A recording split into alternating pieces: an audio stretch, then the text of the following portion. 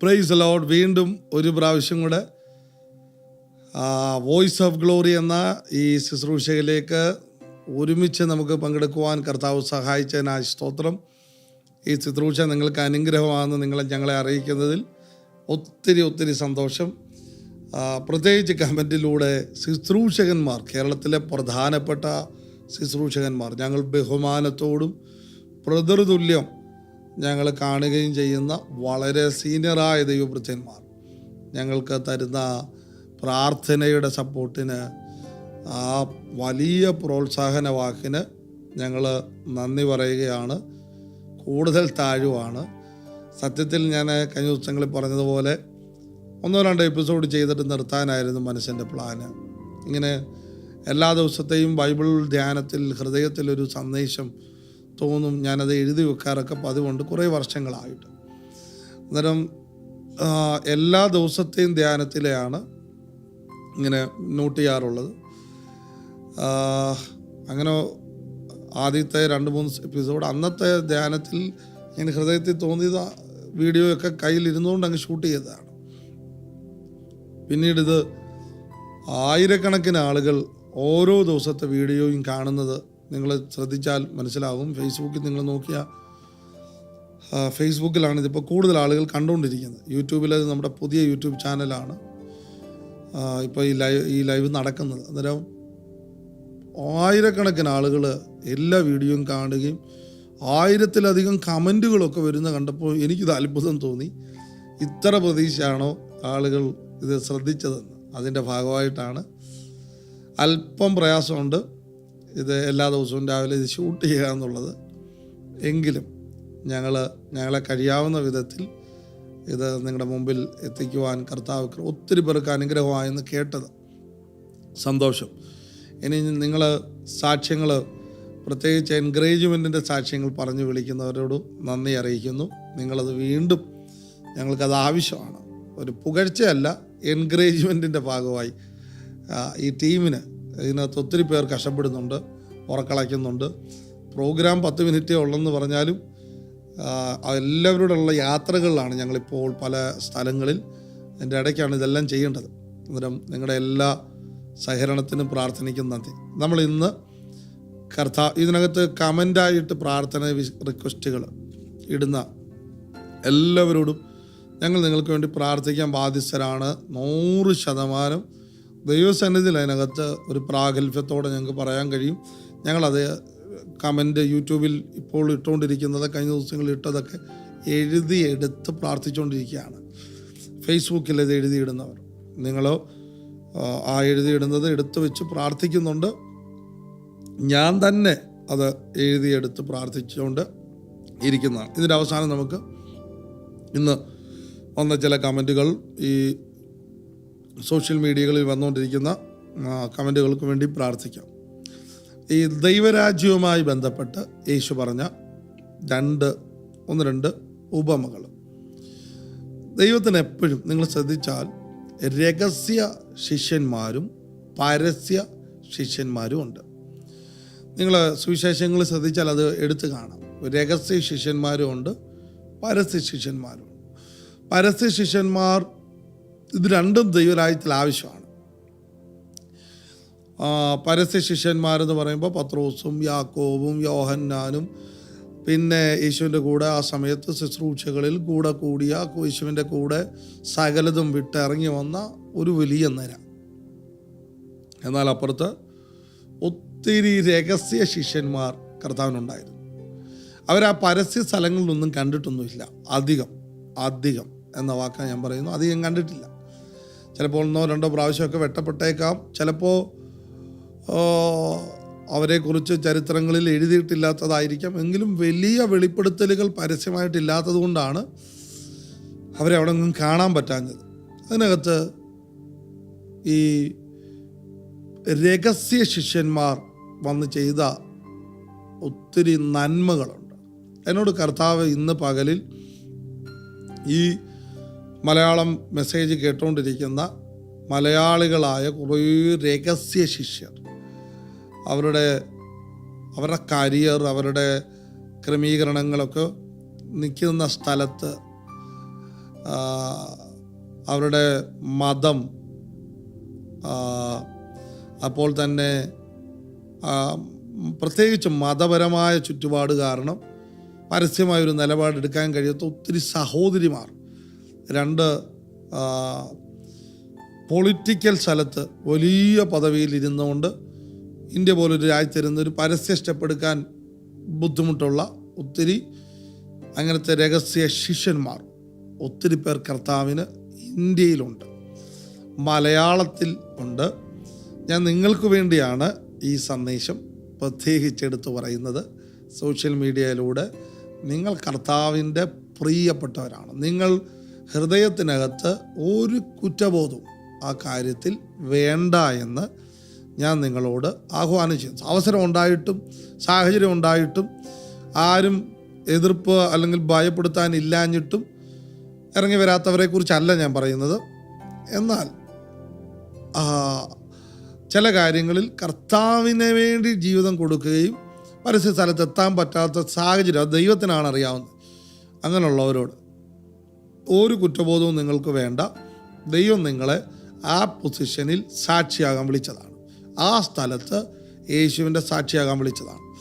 യേശുവിൻ്റെ പരസ്യ ശിഷ്യന്മാരെക്കാൾ ഇച്ചിരൂടെ എനിക്ക് സുവിശേഷങ്ങളിലെ പരസ്യ ശിഷ്യന്മാരെക്കാൾ കൂടുതൽ എനിക്ക് ഇച്ചിരൂടെ ഇഷ്ടം രഹസ്യ ശിഷ്യന്മാരായ ചിലരെയാണ്. അതിനകത്ത് നിങ്ങൾ കാണാം, അരിമത്യക്കാരനായ ഒരു ജോസഫ്, അദ്ദേഹം മന്ത്രിയായിരുന്നു, വലിയ പൊസിഷൻ ആ സമയത്ത് വഹിച്ച ആളാണ്, സമ്പന്നനായിരുന്നു. യേശുവിൻ്റെ ശരീരം ക്രൂശിൽ നിന്നിറക്കി കല്ലറയിൽ കൊണ്ടുവെക്കാൻ പീലാത്തോസിനോട് പെർമിഷൻ ചോദിക്കാൻ പോയ ആളാണ്, അല്ലെങ്കിൽ ആ അധികാരത്തോട് പെർമിഷൻ വാങ്ങിച്ച ആളാണ്. സത്യത്തിൽ ശിഷ്യന്മാരായ പരസ്യ ശിഷ്യന്മാരായ ആ പത്രോസും ഗലീലയിൽ നിന്നുള്ള സഹോദരങ്ങൾക്ക് ഒരിക്കലും ഇത് എന്ന് ചോദിക്കാൻ പറ്റത്തില്ല. ഇത്രയും വലിയ ഇൻഫ്ലുവൻസിൽ അവിടെ ചെന്ന് സ്വാധീനിച്ച് ആ ബോഡി എടുത്തുകൊണ്ട് വന്നൊരു നല്ല അടക്കം കൊടുക്കാൻ പറ്റുമെന്ന് എനിക്ക് തോന്നുന്നില്ല. എന്നാൽ ആ സ്ഥലത്ത് ഈ രഹസ്യ ശിഷ്യനെ ആവശ്യമായി വന്നു. ദൈവത്തിൻ്റെ രാജ്യത്തിൽ ഇങ്ങനത്തെ രഹസ്യ ശിഷ്യന്മാരുണ്ട്. അവർ ചില നിയമങ്ങളുടെ മുമ്പിൽ, ചില സഭയുടെ പ്രതിസന്ധിയുടെ മുമ്പിൽ അവർക്ക് സഭയ്ക്ക് വേണ്ടി എസ്തേറിനെ പോലെ, നെഹമ്യാവിനെ പോലെ, ദാനിയേലിനെ പോലെ, അരിമത്യക്കാരൻ ജോസഫിനെ പോലെ ആ സ്ഥലത്തേക്ക് പ്രവേശിച്ച് ചിലത് ചെയ്യാൻ പറ്റും. ആ കുടുംബത്തിനകത്ത് ചെയ്യാൻ പറ്റും, ആ ദേശത്ത് ചെയ്യാൻ പറ്റും, ആ നിയമ സംവിധാനത്തിനകത്ത് ചെയ്യാൻ പറ്റും. അങ്ങനത്തെ ഒരു രഹസ്യ ശിഷ്യനാണ് നീയെങ്കിൽ ആ യേശുവിൻ്റെ ശരീരമേ എല്ലാം പൂർത്തീകരിച്ചിട്ട് സകലതും നിവൃത്തിയായെന്ന് പറഞ്ഞ് പൂർത്തീകരിച്ച് കിടക്കുന്ന ശരീരത്തെ ശുശ്രൂഷിച്ചു.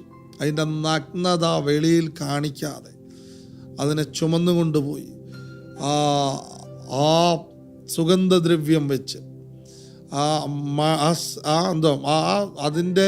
അതിനെ കൂടുതൽ മണമുള്ളതാക്കാൻ, അതിനെ ആ ശിഷ്യന്മാരുടെ ജീവിതത്തിൽ അന്നത്തെ ഒരുത്തൻ തള്ളിപ്പറഞ്ഞിട്ട് പോകുന്നു, ഒരുത്തൻ ഒറ്റിക്കൊടുക്കുന്നു, ആ നാറ്റം മറയ്ക്കുന്ന വിധത്തിൽ, ആ വല്ലാത്ത സ്മെല്ല് മറയ്ക്കുന്ന വിധത്തിൽ ആ ശരീരത്തെ ശുശ്രൂഷിക്കാൻ രഹസ്യ ശിഷ്യനെ ദൈവം വെളിയിൽ കൊണ്ടുവന്നതുപോലെ അതിനെ ഇപ്പോൾ ആളുകൾ കമൻ്റായിട്ട് വിളിക്കുന്നത്, ചിലർ വിളിക്കുന്നത് ക്രിപ്റ്റോ ക്രിസ്ത്യാനി എന്നാണ്. ക്രിപ്റ്റോ ക്രിസ്ത്യാനികൾ കർത്താവിന് ഈ തലമുറയിൽ ഇപ്പോൾ എന്നെ നിങ്ങൾ കാണുന്നവർക്ക് ഇത് ആരൊക്കെയാണെന്നറിയാം. പ്രത്യേകിച്ച് വടക്കൻ മലബാറിൽ ഒത്തിരി രഹസ്യ ശിഷ്യർ എഴുന്നേറ്റ് വരുന്നത് ഞങ്ങൾ കാണുന്നു. ഞങ്ങൾക്ക് വന്ന കമൻറ്റുകൾ അതിനെ തെളിയിക്കുന്നു. ഞങ്ങൾ നിങ്ങൾക്ക് വേണ്ടി പ്രാർത്ഥിക്കുന്നുണ്ട്. ദൈവരാജ്യത്തെക്കുറിച്ച് യേശു പറയുമ്പോഴേ കടുകുമണിയുടെ ഉപമ പറയുന്നുണ്ട്. 2 പുളിപ്പിക്കുന്ന ഈസ്റ്റ്, മാവിനെ മൊത്തം പുളിപ്പിക്കുന്ന ഈസ്റ്റിനെ കുറിച്ച് പറയുന്നുണ്ട്. ദൈവരാജ്യത്തിൻ്റെ 2 സ്വഭാവമാണ്. കടുകുമണി എന്ന് പറയുന്നത് നിങ്ങൾ ശ്രദ്ധിച്ചാൽ കാണാവുന്ന വിധത്തിലെ വളർച്ചയാണ്. കാണാവുന്ന വിധത്തിൽ കടുകുമണി നട്ടാൽ അത് കയറി വന്ന് വളരുന്നത് കാണാൻ പറ്റും. ഈസ്റ്റ് മാവിനെ പുളിപ്പിക്കുന്നത് കാണാൻ പറ്റില്ല. രാത്രിയിൽ അമ്മമാർ മാവെടുത്തിട്ട് ഒരല്പം ഈസ്റ്റ് കയറ്റി വെക്കും, അല്ലെങ്കിൽ അതിനോട് മിക്സ് ചെയ്യും. നിങ്ങൾ ശ്രദ്ധിച്ചാൽ രാവിലെ ആകുമ്പോൾ മുഴുവൻ പിണ്ടവും ആ സുവിശേഷ ഭാഗങ്ങളുടെ ഭാഷ മുഴുവൻ പിണ്ടവും ആ മുഴുവൻ ആ മാവിനെ മുഴുവൻ ഈസ്റ്റ് എന്ത് ചെയ്യും? വ്യാപിക്കും. ഇതുപോലെ കാണാവുന്ന വളർച്ചയുണ്ട്, രഹസ്യ വളർച്ചയുണ്ട്. അതിനകത്ത് രഹസ്യ ശിഷ്യന്മാരും ഈസ്റ്റും ഒക്കെ ചെയ്യുന്നതാണ് കാണാവുന്നതിനേക്കാൾ അതിശക്തമാണ്. സത്യത്തിൽ കടുകുമണി വളർന്നു വരുന്നത് കണ്ട് എന്തെങ്കിലുമൊക്കെ ചെയ്യാം, പക്ഷേ ഈസ്റ്റ് എന്തെങ്കിലും പണി ചെയ്യുന്നത് ആരാലും കാണാൻ പറ്റില്ല. ഇപ്പോൾ ദൈവം നമ്മുടെ ജീവിതത്തിൽ, ഭാരതത്തിൽ, കേരളത്തിൽ ഇപ്പോൾ ഇതാണ് ദൈവത്താൽ സംഭവിച്ചുകൊണ്ടിരിക്കുന്നത്. ഒരു വലിയ സന്തോഷ വാർത്ത പോലെ പരസ്യമായി ഉണ്ടായ റിസൾട്ടിനേക്കാൾ വലുതാണ് രഹസ്യമായി ദൈവം നമ്മുടെ ഇടയിൽ ചെയ്തുകൊണ്ടിരിക്കുന്നത്. ഇപ്പോൾ സഭാ വളർച്ചയിൽ ചൈനയിൽ അതാണ് സംഭവിക്കുന്നത്, ഇറാനിൽ അതാണ് സംഭവിക്കുന്നത്, നോർത്ത് ഇന്ത്യയിൽ അതാണ് സംഭവിക്കുന്നത്. സത്യത്തിൽ സൗത്തൻ സ്ഥലങ്ങളിൽ, കേരളവും തമിഴ്നാടും ആന്ധ്രയും ഒക്കെ പരസ്യമായിട്ടാണ് എന്തെങ്കിലുമൊക്കെ നടക്കും. ഇവിടെങ്കിലും രഹസ്യമായിട്ട് സഭാ വളർച്ച ഉണ്ടെന്ന് തോന്നുന്നില്ല, എല്ലാം പരസ്യമായിട്ടാണ്. അതിന് ഒരു പരിധിയുണ്ട്, അതിനകത്ത് ഒത്തിരി പരിധികളുണ്ട്. പക്ഷെ നിങ്ങൾ ശ്രദ്ധിച്ചാൽ സുവിശേഷത്തിന് പീഡനം ഉണ്ടാക്കിയ എല്ലാ സ്ഥലത്തും ഇത് രഹസ്യമാണ്. രഹസ്യമായതിൻ്റെ കുഴപ്പം, അതിൻ്റെ ഗുണവും കുഴപ്പമെന്ന് പറഞ്ഞാൽ പബ്ലിക്ക് ഗ്യാദർ ചെയ്യാൻ പറ്റത്തില്ല. എന്നാൽ ഗുണമെന്ന് പറയുന്നാൽ മുഴുവൻ പിണ്ടത്തെയാണ് ഈ ഈസ്റ്റ് പൊളിപ്പിച്ചേക്കുന്നത്, മുഴുവൻ പിണ്ടത്തെയും. അന്നേരം ഞാൻ പറഞ്ഞു വരുന്നത്, ഈ ദിവസങ്ങളിൽ ഞാൻ നോർത്ത് ഇന്ത്യയിലെ വലിയ മെഗാ ചർച്ചുകളിലൂടെ, വലിയ മെഗാ ചർച്ചിൻ്റെ പാസ്റ്റേഴ്സിൻ്റെ അടുത്തൂടെയൊക്കെ സഞ്ചരിക്കാനിടയായി. ഈ ദിവസങ്ങളിൽ, ഈ ആഴ്ചകളിൽ, കഴിഞ്ഞ ആഴ്ചകളിലൊക്കെ ഞെട്ടിപ്പോകുന്ന ദൈവിക റിസൾട്ടാണ് നമ്മുടെ രാജ്യത്ത് ദൈവം ചെയ്യുന്നത്. സൗത്തിൽ നമ്മൾ കടുകുമണി വളർന്നു വരുന്നത് പോലുള്ള വളർച്ച കണ്ടുകൊണ്ടിരിക്കുമ്പോൾ ഇപ്പുറത്തെ സൈഡിൽ മാസീവ് മൂവ്, ഒരിക്കലും പ്രതീക്ഷിക്കാത്ത ആളുകൾ യേശുവിൻ്റെ അടുത്ത് വന്ന് നിൽക്കുകയാണ്, യേശുവിന് വേണ്ടി ചെയ്യാൻ നിൽക്കുകയാണ്. ഞാൻ വിശ്വസിക്കുന്നു, എന്നെ കണ്ടുകൊണ്ടിരിക്കുന്ന നിങ്ങൾ ഒരു രഹസ്യ ശിഷ്യനോ ആണെങ്കിൽ കർത്താവിന് വേണ്ടി നിങ്ങളുടെ ജീവിതത്തെ പൂർണ്ണമായും കൊടുക്കുക. കർത്താവിൻ്റെ സമയത്തിൽ നിങ്ങൾ പരസ്യപ്പെടുത്തി വരിക. അതുവരെ രഹസ്യമായി നിങ്ങളെ സൂക്ഷിക്കുക, വചനം ധ്യാനിക്കുക. ഇത് ശ്രദ്ധിക്കുക, ഈ വീഡിയോ ശ്രദ്ധിക്കുന്നവർ അത് ശ്രദ്ധിക്കുക. യേശുവിനോട് പ്രാർത്ഥിക്കുക, നിങ്ങളുടെ ഹൃദയത്തിൽ യേശുവിനെ വഹിക്കുക. അത്ഭുതമാകട്ടെ. നമ്മൾ ഒരുമിച്ച് പ്രാർത്ഥിക്കാൻ പോവുകയാണ്. ഇന്നത്തെ ശുശ്രൂഷ സത്യത്തിൽ എൻ്റെ ഹൃദയത്തിൽ കഴിഞ്ഞ ദിവസങ്ങളിൽ കണ്ടതിൻ്റെ അടിസ്ഥാനത്തിലാണ്, കേട്ടതിൻ്റെ അടിസ്ഥാനത്തിലാണ് രഹസ്യ ശിഷ്യരോട് പറയുന്നത്. നിങ്ങൾ കർത്താവിൻ്റെ ഹാർട്ടാണ്, നിങ്ങൾ കർത്താവിൻ്റെ ഹൃദയത്തെ ചുമക്കുന്നവരാണ്. അരിമത്യക്കാരൻ യോസഫിന് യേശുവിൻ്റെ അടുത്ത് വന്നിട്ട് ഒരു സാമ്പത്തിക അനുഗ്രഹത്തിൻ്റെ ആവശ്യമില്ല.